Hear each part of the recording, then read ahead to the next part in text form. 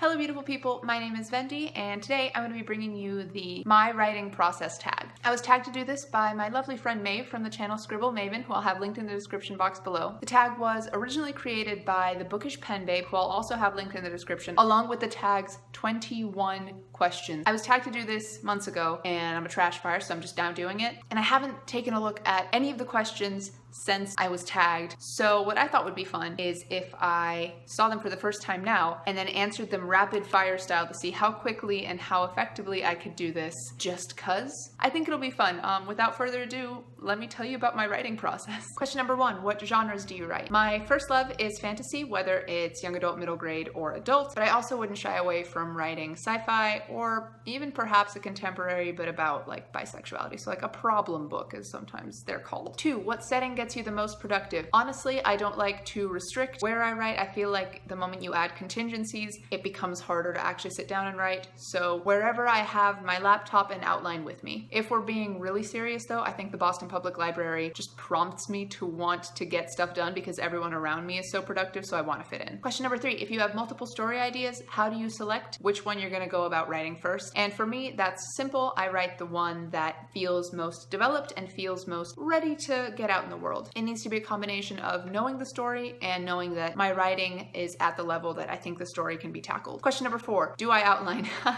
Yes. Question number 5, do you start your first draft with pen and paper or typing it straight away? And I'm a typer. I like to outline by hand though. Question number 6, what do you do to get through writer's block? Now this depends on the type of writer's block it is. If I'm blocked because I'm feeling lazy, I write through it. If I'm blocked because the story isn't going in the direction that I want to take it, I look back at what I've written previously and I see where things seem to be going wrong, because it might be that that scene is wrong, and if that fails, I go back to my outline and see why isn't the story matching up with what I think it should look like. Is maybe the outline wrong? And then I write through it. The third type of writer's block, the one that I think is the one that is most aptly named, is the one where I'm just creatively drained. And when that happens, I take a break, I go for a walk, I go pet some dogs, I do whatever I need to replenish my creative well, and then I write through it. Question number 7, do you format your works in progress right away or do you worry about that later? I like to format as I go if the story is kind of complicated. So if there's dual timelines, I like,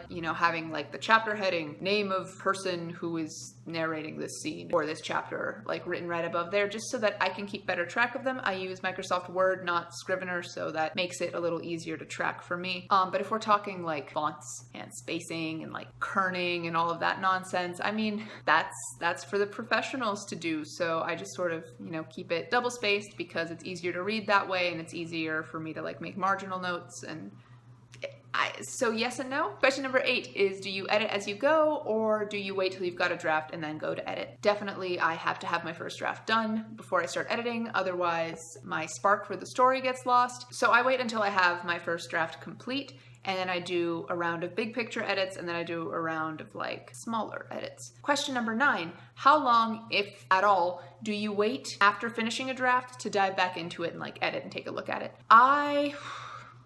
About a month seems to be my average. It gives me enough time to take a break from that story, start my creative juices flowing into some other direction, and then I can look at my work with fresh eyes. Question number 10, is there something that you prefer to do to get you through writing? The examples given are like listening to music, watching TV, eating something, and this sort of relates to my previous answer about like having as few contingencies necessary for my writing as possible. I found that if I'm precious about it, I end up procrastinating more, so no. I have recently gotten a mechanical keyboard. After I've done outlining, I get to use the clicky clacky, and it makes my writing sound super fun and like I'm on a typewriter, and it makes me really happy. So I see it like as a reward, but I don't like the idea of getting through writing. If you don't like it, don't do it, Question number 11, do you schedule your writing sessions? The answer is I should, but I don't. I have a very, very busy schedule and everything seems to take priority because writing's not my job. I don't get money from it. So I need to do the work that does get me money, and I also need to not fail school. I have to prioritize other stuff, and there's just not enough hours in the day. So I don't schedule my writing time. I sort of get it in wherever I can. Question number 12 is, do you have word count or chapter goals for as little writing deadlines? I have scene goals. right? So some scenes are longer, some scenes are shorter. Lately, it's been write 2 to 3 scenes or 2,000 words a day, whichever comes second. Question number 13, are there any quirky things you do that make the writing process more fun? I don't know. I mean, they wouldn't seem quirky to me now, would they? I don't think so. Again, the less precious it can be, the better for my personal writing style. Question number 14 is, do you work on multiple projects at once? Yes, but never in the same stage. So if I'm writing one project, I can be editing another and planning/outlining a third, but I can't be writing 3 projects at once, or outlining 3 projects at once, or editing 3 projects at once. Question number 15, how often do you research what you're writing? Since I primarily write fantasy, as I mentioned way at the start of this tag, my research tends to be more along the lines of how quickly will a body bleed out if you cut it here? Or how long would it take to travel X distance by horseback, for example. But as far as like actual factual information about the history of the world, much less often. The reason I like to write fantasy is because I get to create a world and all the rules, and I mean, screw you research when it comes to that, I guess. Question number 16, how do you organize your projects? I wish I did. I guess like in the barest bones of it, outlining, writing, editing, beta readers, more editing, more beta readers, and hopefully querying after that.